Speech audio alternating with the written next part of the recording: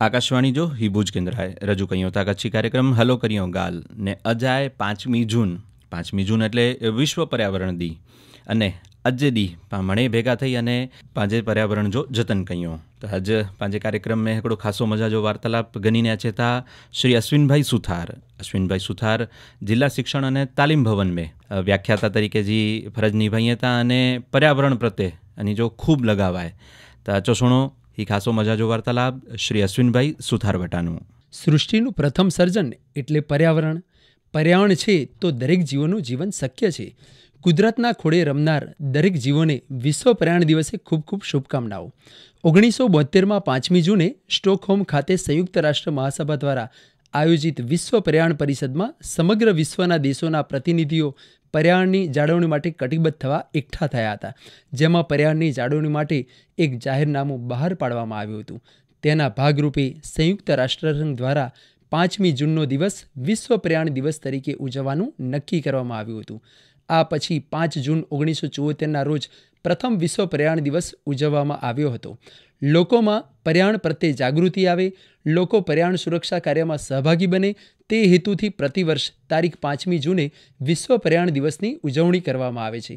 સને 1987થી વિશ્વ પર્યાવરણ દિવસની ઉજવણી જુદા જુદા દેશોના યજમાન પદ હેઠળ યોજવાનું નક્કી કરવામાં આવ્યું હતું। દર વર્ષે વિશ્વ પર્યાવરણ દિવસની થીમ અલગ અલગ હોય છે, તેમજ યજમાન દેશ પણ અલગ અલગ હોય છે।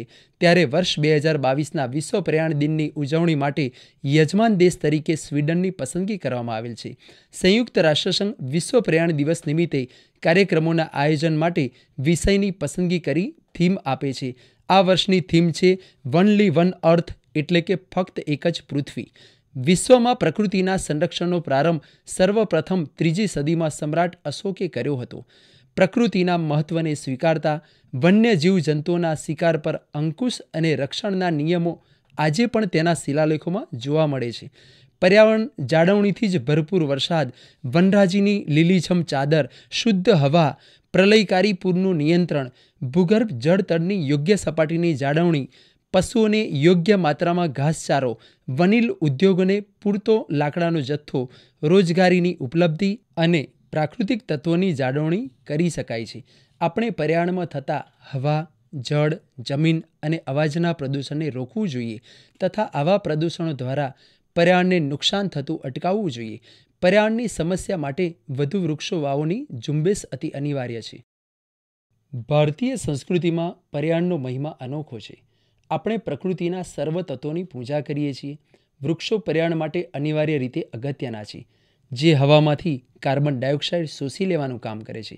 વૃક્ષો, જંગલો, નદી, પર્વતો, સાગર, પશુ પંખી, પ્રાણીઓ, ધરતી, આકાશ અને માનવીનું જીવન આ સહિયારા અસ્તિત્વની ભાવના છે। પર્યાવરણની જાળવણી કરવી એ રાજ્ય સરકાર અને જન સમુદાયની સંયુક્ત જવાબદારી છે। સમગ્ર વિશ્વ આજે ગ્લોબલ વોર્મિંગનો સામનો કરી રહ્યું છે, ત્યારે આપણી આવનારી પેઢીનો પણ આપણે વિચાર કરી પર્યાવરણનું જતન કરવા આહ્વાન કરીએ તે યોગ્ય છે। પર્યાવરણનું જતન એ આપણા ધર્મ સંસ્કારોમાં વારસામાં મળેલું છે। વિશ્વ પર્યાવરણ દિવસને સાર્થક બનાવવા માટે આપણે પર્યાવરણના જતન અને સંરક્ષણ સારું જનજાગૃતિના કાર્યમાં યોગદાન આપવું આવશ્યક છે।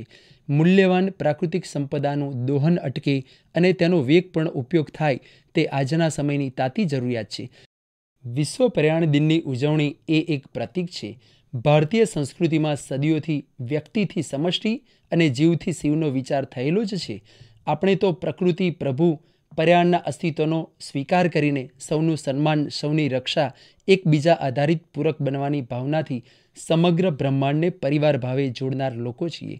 છોડમાં રણછોડ અને પ્રકૃતિમાં પર્યવસનને વરેલી આ સંસ્કૃતિમાં ભગવાન બુદ્ધ પર્યાવરણનું પ્રતિબદ્ધતાનું શ્રેષ્ઠ ઉદાહરણ છે।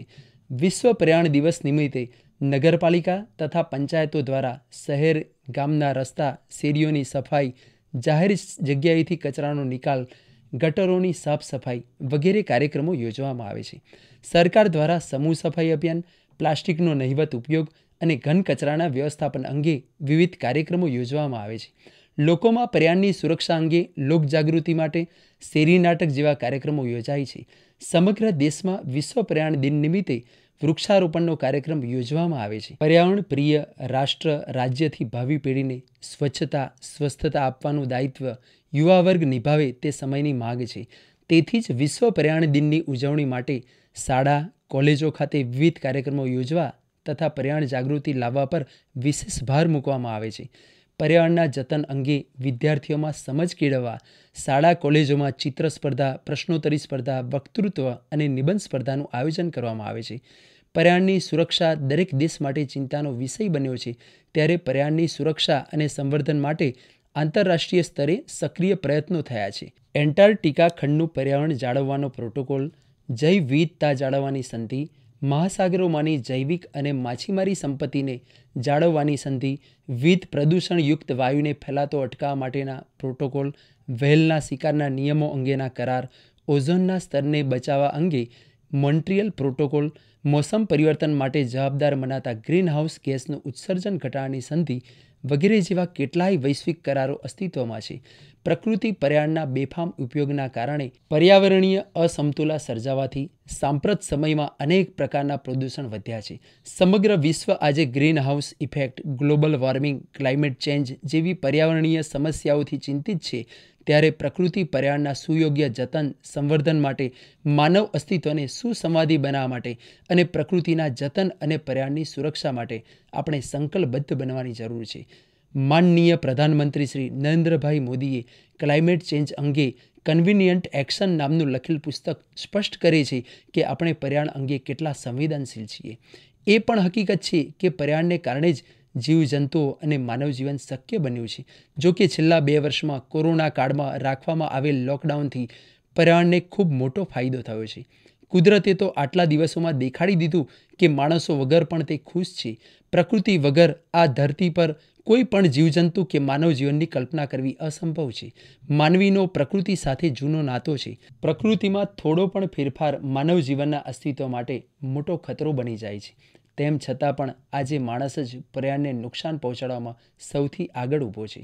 પર્યાવરણનું જતન કરવા માટે દરેક વ્યક્તિએ પોતાનું યોગદાન આપવું જોઈએ.